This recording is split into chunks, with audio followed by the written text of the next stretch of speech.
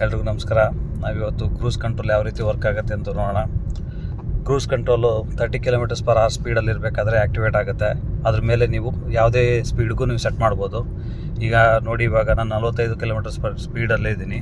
ಇದು cruise control buttons.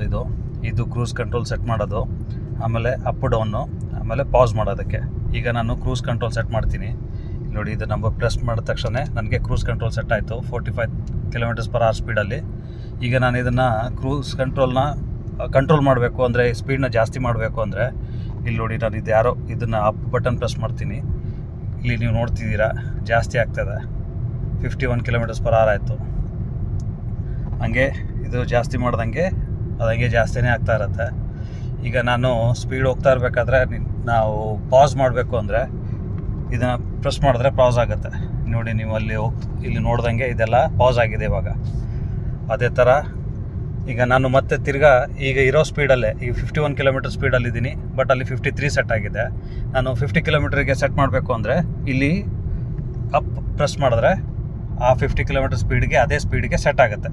ಆಮೇಲೆ increase ಮಾಡಬೇಕು ಅಂದರೆ ಇದನ್ನು ಪ್ರೆಸ್ ಮಾಡಿದ್ರೆ ಅಲ್ಲಿ ಇನ್ಕ್ರೀಸ್ ಆಗುತ್ತೆ.